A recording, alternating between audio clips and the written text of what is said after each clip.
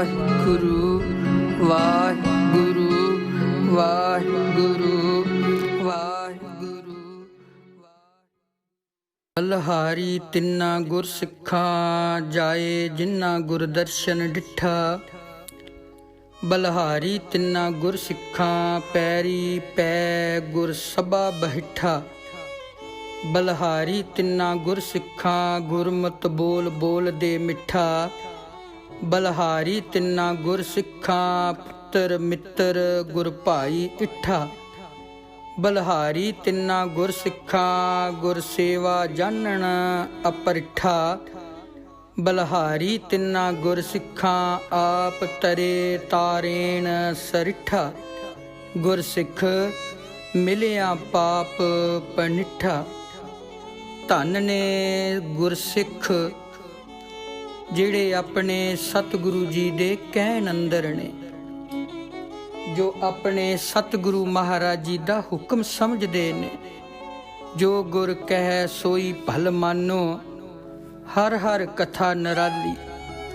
ਆਪਣੇ ਸਤਿਗੁਰੂ ਜੀ ਵਾਸਤੇ ਜਾਨ ਵੀ ਵਾਰਦੇ ਨੇ, ਧਨ ਵੀ ਰੱਖ ਦਿੰਦੇ ਨੇ, ਤਨ ਭੇਟਾ ਕਰ ਦਿੰਦੇ, ਪਰਿਵਾਰ ਨੂੰ ਵੀ ਗੁਰੂ ਵਾਸਤੇ ਵਾਰ ਦਿੰਦੇ ਨੇ। ਫਿਰ ਸਤਿਗੁਰੂ ਵੀ ਉਹਨਾਂ ਤੇ ਦਇਆਵਾਨ ਹੁੰਦਾ ਹੈ। ਸਤਿਗੁਰੂ ਵੀ ਕਿਰਪਾ ਕਰਦਾ ਹੈ। ਧੰਨ ਧੰਨ ਛੇਵੇਂ ਪਾਤਸ਼ਾਹ ਮੇਰੀ ਪੀਰੀ ਦੇ ਮਾਲਕ ਗੁਰੂ ਹਰਗੋਬਿੰਦ ਸਾਹਿਬ ਜੀ, ਜਿਨ੍ਹਾਂ ਦਾ ਬੜਾ ਪਿਆਰਾ ਅਨੰਨ ਗੁਰਸਿੱਖ ਭਾਈ ਹਰਪਾਲ ਜੀ ਸਤਿਗੁਰੂ ਜੀ ਦੇ ਅੰਗ ਸੰਗ ਰਹਿੰਦਾ ਹੈ।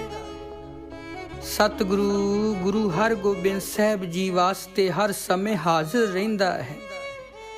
ਅਨੇਕਾਂ ਸਿੱਖ ਨੇ ਸਤਿਗੁਰੂ ਜੀ ਦੇ ਨਾਲ, ਜਿਹੜੇ ਮਹਾਰਾਜ ਜੀ ਦੇ ਨਾਲ ਹਰ ਸਮੇਂ ਨਾਲ ਚੱਲਦੇ ਸੀ। ਬਰਸਾਤ ਪੈ ਕੇ ਹਟੀ ਹੈ, ਬੜੀ ਠੰਡੀ ਪੌਣ ਚੱਲ ਰਹੀ ਹੈ। ਧੰਨ ਛੇਵੇਂ ਪਾਤਸ਼ਾਹ ਮਹਾਰਾਜ ਜੀ ਆਪਣੇ ਸਿੱਖਾਂ ਨੂੰ ਆਖਣ ਲੱਗੇ, ਭਾਈ ਸਾਡੇ ਚਿੱਟੇ ਘੋੜੇ ਨੂੰ ਲੈ ਕੇ ਆਓ। ਭਾਈ ਬਿਧੀ ਚੰਦ ਜੀ ਗਏ, ਘੋੜਾ ਹਾਜ਼ਰ ਕੀਤਾ, ਮਹਾਰਾਜ ਜੀ ਸਵਾਰ ਹੋ ਗਏ। ਇੱਕ ਹੱਥ ਤੇ ਬਾਜ ਹੈ, ਮੀਰੀ ਪੀਰੀ ਦੇ ਮਾਲਕ ਦੇ ਨਾਲ ਅਨੰਨ ਸਿੱਖ ਪ੍ਰੇਮੀ ਸਤਿਗੁਰੂ ਦੇ ਨਾਲ ਚੱਲ ਰਹੇ ਨੇ। ਭਾਈ ਹਰਪਾਲ ਜੀ ਵੀ ਨਾਲ ਨੇ। ਸਤਿਗੁਰੂ ਅੰਮ੍ਰਿਤਸਰ ਦੇ ਬਾਜ਼ਾਰ ਵਿੱਚੋਂ ਦੀ ਲੰਘ ਰਹੇ ਨੇ। ਸਤਿਗੁਰੂ ਸੱਚੇ ਪਾਤਸ਼ਾਹ ਜੀ ਲੰਘਦਿਆਂ ਲੰਘਦਿਆਂ ਕੀ ਦੇਖਦੇ ਨੇ, ਬਹੁਤ ਲੋਕ ਇਕੱਠੇ ਹੋਏ ਨੇ। ਇੱਕ ਦੁਕਾਨ ਲੱਗ ਗਈ। ਜਦੋਂ ਦੁਕਾਨ ਦੇ ਕੋਲ ਗਏ ਨੇ, ਇੱਕ ਤੋਤਾ ਪੰਛੀ ਹੈ ਜਿਹੜਾ ਸਾਰਿਆਂ ਨੂੰ ਕਦੀ ਰਾਮ ਰਾਮ ਆਖਦਾ ਹੈ, ਕਦੀ ਵਾਹਿਗੁਰੂ ਵਾਹਿਗੁਰੂ ਆਖਦਾ ਹੈ, ਤੇ ਕਦੀ ਅੱਲਾ ਅੱਲਾ ਆਖਦਾ ਹੈ। ਛੇਵੇਂ ਪਾਤਸ਼ਾਹ ਮਹਾਰਾਜ ਜੀ ਖਲੋਤੇ ਤੇ ਇਸ ਤੋਤੇ ਦੀ ਰਸਨਾ ਤੋਂ ਨਿਕਲਿਆ ਧੰਨ ਸਤਿਗੁਰੂ ਗੁਰੂ ਨਾਨਕ ਸਾਹਿਬ ਜੀ, ਧੰਨ ਸਤਿਗੁਰੂ ਗੁਰੂ ਅੰਗਦ ਦੇਵ ਸਾਹਿਬ ਜੀ, ਧੰਨ ਸਤਿਗੁਰੂ ਗੁਰੂ ਅਮਰਦਾਸ ਸਾਹਿਬ ਜੀ, ਧੰਨ ਸਤਿਗੁਰੂ ਗੁਰੂ ਰਾਮਦਾਸ ਸਾਹਿਬ ਜੀ, ਧੰਨ ਸਤਿਗੁਰੂ ਗੁਰੂ ਅਰਜਨ ਦੇਵ ਸਾਹਿਬ ਜੀ। ਜਦੋਂ ਇਤਨੇ ਬਚਨ ਕਹੇ ਤੇ ਪ੍ਰੇਮ ਨਾਲ ਆਖਣ ਲੱਗਾ, ਸਤਿਗੁਰੂ ਜੀ ਰਾਮ ਰਾਮ ਰਾਮ ਰਾਮ। ਜਦੋਂ ਸਤਿਗੁਰੂ ਜੀ ਨੇ ਇਸ ਪੰਛੀ ਤੋਤੇ ਦੀ ਰਸਨਾ ਤੋਂ ਇਹ ਸ਼ਬਦ ਸੁਣਿਆ ਤੇ ਸਤਿਗੁਰੂ ਜੀ ਬੜੇ ਹੀ ਪ੍ਰਸੰਨ ਹੋਏ, ਬੜੇ ਹੀ ਖੁਸ਼ ਹੋਏ ਤੇ ਇਸ ਦੇ ਮਾਲਕ ਨੂੰ ਕੋਲ ਸੱਦ ਕੇ ਆਖਣ ਲੱਗੇ, ਭਾਈ ਤੂੰ ਬੜਾ ਸੋਹਣਾ ਇਹਨੂੰ ਸਬਕ ਸਿਖਾਇਆ ਹੈ, ਜੋ ਇਸ ਗੰਗਾ ਰਾਮ ਦੀ ਜ਼ੁਬਾਨ ਤੋਂ ਕਦੀ ਰਾਮ ਰਾਮ, ਕਦੀ ਅੱਲਾ ਤੇ ਕਦੀ ਵਾਹਿਗੁਰੂ ਦਾ ਸਿਮਰਨ ਕਰਾਉਂਦਾ ਹੈ। ਇਹਦੇ ਕੋਈ ਪਿਛਲੇ ਪੂਰਬਲ ਭਾਗ ਨੇ ਜਿਹਦੇ ਕਰਕੇ ਇਹ ਗੰਗਾ ਰਾਮ ਤੋਤਾ ਪੰਛੀ ਪਰਮਾਤਮਾ ਦਾ ਸਿਮਰਨ ਕਰਦਾ ਹੈ। ਸਤਿਗੁਰੂ ਜੀ ਨੂੰ ਇਹ ਤੋਤਾ ਪੰਛੀ ਬਹੁਤ ਪਸੰਦ ਆਇਆ। ਨਾਲੇ ਸਤਿਗੁਰੂ ਜੀ ਮੁਸਕਰਾਉਂਦੇ ਨੇ। ਇਸ ਪੰਛੀ ਦੇ ਵੱਲ ਸਤਿਗੁਰੂ ਜੀ ਦੀ ਦ੍ਰਿਸ਼ਟੀ ਹੋ ਗਈ। ਸਤਿਗੁਰੂ ਜੀ ਜਿੱਧਰ ਨਿਗਾਹ ਕਰਦੇ ਨੇ, ਮੇਰੇ ਸਤਿਗੁਰੂ ਸੱਚੇ ਪਾਤਸ਼ਾਹ ਉਹਨਾਂ ਨੂੰ ਤਾਰ ਦਿੰਦੇ ਨੇ।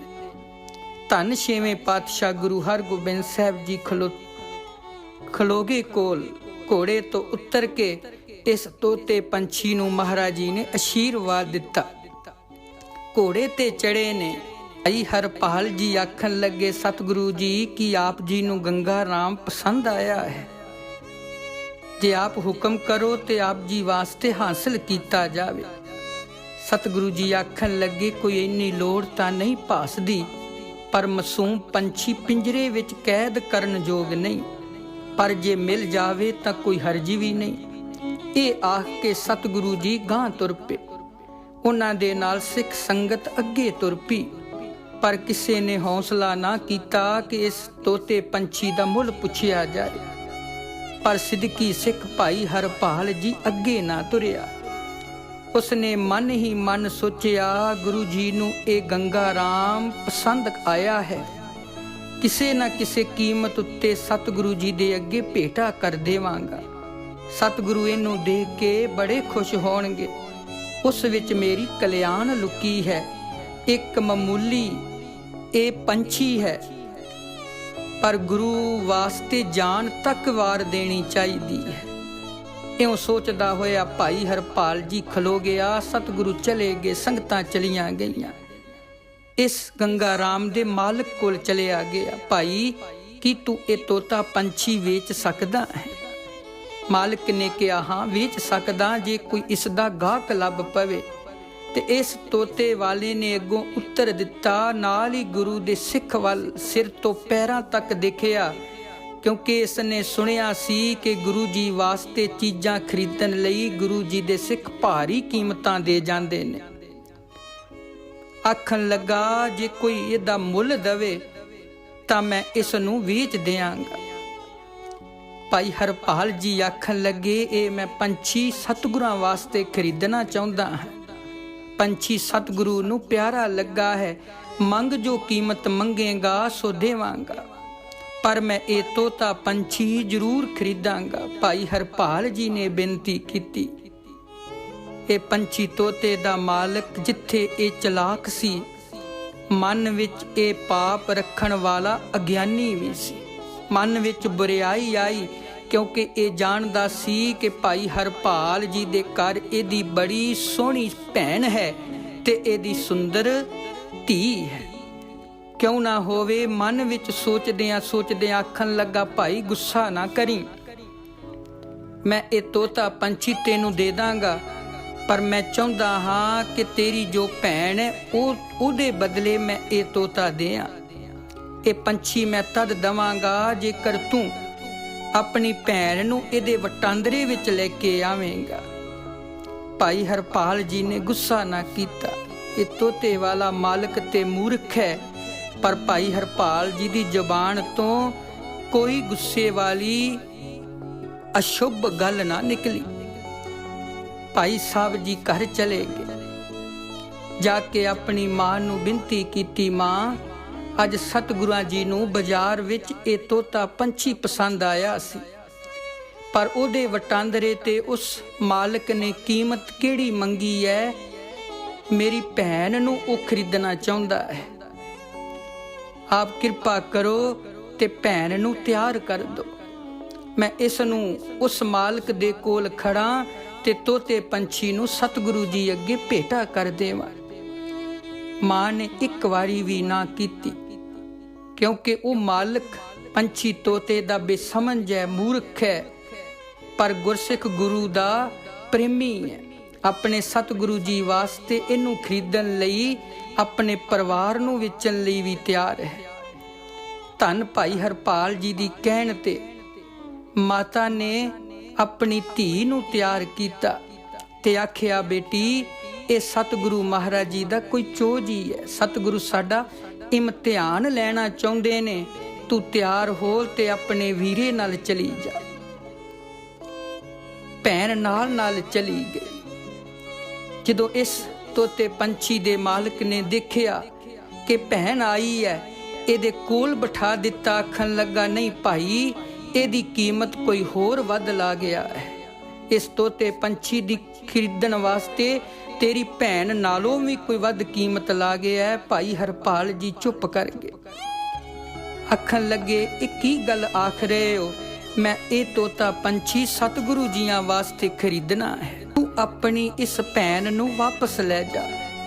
मैं ये तोता पंछी नहीं देना, इस तोते दे मुल दी ये नहीं है। ਜਦੋਂ ਪੰਛੀ ਦੇ ਮਾਲਕ ਦੀ ਜ਼ਬਾਨ ਤੋਂ ਇਹ ਵਾਕ ਸੁਣੇ, ਸਿੱਦਕੀ ਸਿੱਖ ਉਦਾਸ ਹੋ ਗਿਆ। ਹੱਥ ਜੋੜ ਕੇ ਆਖਣ ਲੱਗਾ, ਭਾਈ ਤੂੰ ਮੁੱਲ ਮੰਗਿਆ ਸੀ, ਸੋ ਮੈਂ ਹਾਜ਼ਰ ਕੀਤਾ। ਜੇ ਅਜੇ ਵੀ ਮਨ ਨਹੀਂ ਮੰਨਿਆ ਤਾਂ ਹੋਰ ਹੁਕਮ ਕਰ, ਕਿਹੜੀ ਚੀਜ਼ ਲੈਣੀ ਚਾਹੁੰਦਾ ਹੈ। ਇਸ ਪੰਛੀ ਦੇ ਮਾਲਕ ਨੇ ਫਿਰ ਆਖਿਆ, ਅੱਛਾ ਜੇ ਤੂੰ ਇਹ ਜ਼ਰੂਰੀ ਖਰੀਦਣਾ ਚਾਹੁੰਦਾ ਹੈ ਤੇ ਆਪਣੀ ਭੈਣ ਨੂੰ ਇੱਥੇ ਬੈਠੀ ਰਹਿਣ ਦੇ, ਜੋ ਜਵਾਨ ਸੀ, 16 ਸਾਲ ਦੀ ਸੀ। ਮਨ ਦੁਰਾਚਾਰੀ ਹੋ ਗਿਆ, ਇਸ ਦਾ ਮਨ ਅੰਦਰ ਪਾਪ ਇਕੱਠੇ ਹੋ ਗਏ ਸ਼ੁਰੂ। ਆਖਣ ਲੱਗਾ, ਜਾ ਘਰੋਂ ਜਾ ਕੇ ਆਪਣੀ ਬੇਟੀ ਨੂੰ ਵੀ ਲੈ ਕੇ ਆ। ਤੇਰੀ ਬੇਟੀ ਤੇ ਭੈਣ ਦੇ ਵਟਾਂਦਰੇ ਵਿੱਚ ਇਹ ਮੈਂ ਪੰਛੀ ਜ਼ਰੂਰ ਦੇਵਾਂਗਾ, ਫਿਰ ਪੰਛੀ ਦਾ ਮੁੱਲ ਪੂਰਾ ਪਵੇਗਾ। ਇਹ ਕੌੜੇ ਤੇ ਮਹਾਨ ਨਰਾਦਰੀ ਦੇ ਬਚਨ ਨੂੰ ਸੁਣ ਕੇ ਸਿੱਖ ਨਹੀਂ ਡੋਲਿਆ। ਸਿੱਦਕ ਵਿੱਚ ਕਾਇਮ ਰਿਹਾ। ਉਸਨੇ ਮਾਲਕ ਨੂੰ ਇਹ ਸ਼ਰਤ ਵੀ ਮਨਜ਼ੂਰ ਕਰ ਲਈ। ਆਪਣੀ ਭੈਣ ਨੂੰ ਉੱਥੇ ਇਕੱਲੀ ਛੱਡ ਕੇ ਆਪ ਘਰ ਨੂੰ ਨੱਠ ਗਿਆ, ਕਿਤੇ ਇਹ ਪੰਛੀ ਨੂੰ ਕੋਈ ਹੋਰ ਨਾ ਲੈ ਜਾਵੇ। ਕਰਕਦਾ ਹੋਇਆ ਘਰ ਪੁੱਜਾ, ਆਪਣੀ ਮਾਤਾ ਤੇ ਇਸਤਰੀ ਨੂੰ ਜਾ ਆਖਿਆ, ਉਸ ਗੰਗਾ ਰਾਮ ਵਾਲੇ ਨੇ ਇੱਕ ਮੰਗ ਹੋਰ ਰੱਖੀ ਹੈ, ਬੇਟੀ ਵੀ ਮੰਗਦਾ ਹੈ, ਬੇਟੀ ਨੂੰ ਵੀ ਤੋਰੋ। ਮੈਂ ਉਸ ਤੋਤੇ ਪੰਛੀ ਨੂੰ ਸਤਿਗੁਰਾਂ ਜੀ ਲਈ ਜ਼ਰੂਰ ਖਰੀਦਣਾ ਹੈ, ਗੁਰੂ ਜੀ ਨੂੰ ਭੇਟਾ ਕਰਨਾ ਹੈ। ਹਰਪਾਲ ਦੀ ਜ਼ਬਾਨੋਂ ਇਹ ਸੁਣ ਕੇ ਭਾਈ ਹਰਪਾਲ ਦੀ ਮਾਤਾ ਨੇ ਉੱਤਰ ਦਿੱਤਾ, ਪੁੱਤਰ ਖੁਸ਼ੀ ਨਾਲ ਆਪਣੀ ਬੇਟੀ ਨੂੰ ਲੈ ਜਾ, ਕੋਈ ਡਰ ਨਹੀਂ, ਸਭ ਕੁਝ ਗੁਰੂ ਦਾ ਹੈ, ਜਿਵੇਂ ਗੁਰੂ ਦੀ ਇੱਛਾ ਹੈ ਤਿਵੇਂ ਹੋ ਕੇ ਰਹੇਗਾ, ਚਿੰਤਾ ਕਰਨ ਦੀ ਲੋੜ ਨਹੀਂ, ਲੈ ਜਾ।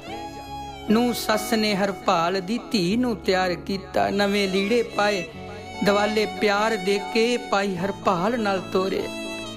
ਭਾਈ ਹਰਪਾਲ ਆਪਣੀ ਬੇਟੀ ਨੂੰ ਲੈ ਕੇ ਇਸ ਪੰਛੀ ਤੋਤੇ ਦੇ ਮਾਲਕ ਕੋਲ ਆ ਗਿਆ। ਪੰਛੀ ਵਾਲੇ ਨੇ ਭਾਈ ਹਰਪਾਲ ਦੀ ਭੈਣ ਤੇ ਬੇਟੀ ਨੂੰ ਹਾਸਲ ਕਰਕੇ ਬੜੀ ਖੁਸ਼ੀ ਕੀਤੀ ਕਿ ਦੇਖੋ ਅੱਜ ਮੈਂ ਕਿਤਨਾ ਵੱਡਾ ਵਪਾਰ ਕਰ ਲਿਆ, ਪਰ ਇਹ ਨਹੀਂ ਜਾਣਦਾ ਕਿ ਇਸ ਨੇ ਮੂਰਖ ਮਹਾਪਾਪ ਕਰ ਲਿਆ ਹੈ। ਪਿੰਜਰਾ ਭਾਈ ਹਰਪਾਲ ਦੇ ਹੱਥ ਫੜਾ ਦਿੱਤਾ।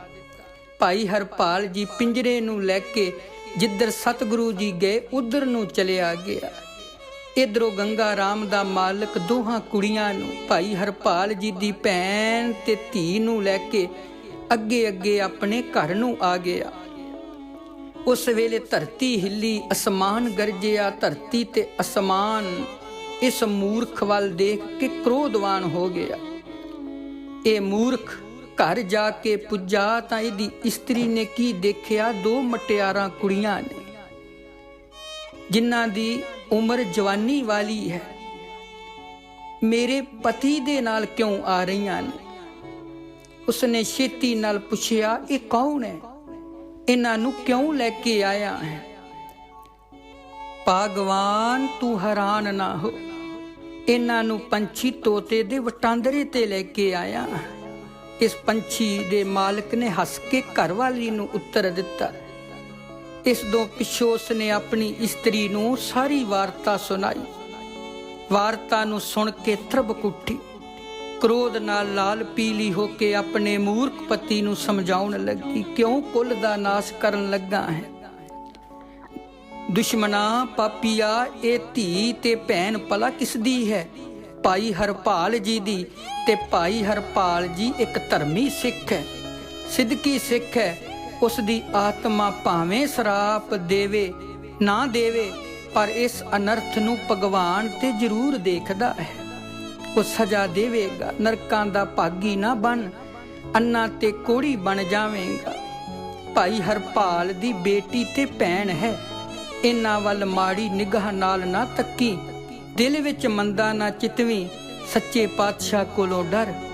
ਸਤਿਗੁਰੂ ਕ੍ਰੋਧਵਾਨ ਹੋ ਗਏ ਤਾਂ ਉਹ ਤੇਰਾ ਕੁੱਲ ਨਸ਼ਟ ਕਰਕੇ ਰੱਖ ਦੇਣਗੇ। ਚੱਲ ਛੇਤੀ ਗੁਰੂ ਦੇ ਦਰਬਾਰ ਵਿੱਚ ਹਾਜ਼ਰ ਹੋ, ਆਪਣੀ ਭੁੱਲ ਨੂੰ ਬਖਸ਼ਾਉਣ ਦਾ ਯਤਨ ਕਰ, ਚਿਤਵੇ ਪਾਪ ਦਾ ਪ੍ਰਚਿਤ ਕਰ ਜਾ ਕੇ।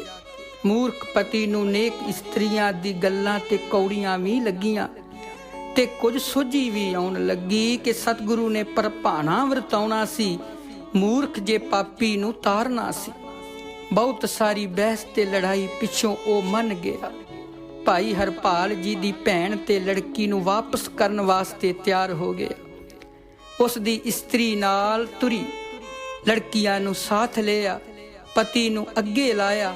ਸਾਰੇ ਸੱਚੇ ਸਤਿਗੁਰੂ ਮੀਰੀ ਪੀਰੀ ਦੇ ਮਾਲਕ ਗੁਰੂ ਹਰਗੋਬਿੰਦ ਸਾਹਿਬ ਦੀ ਹਜ਼ੂਰੀ ਵਿੱਚ ਹਾਜ਼ਰ ਹੋ ਗਏ।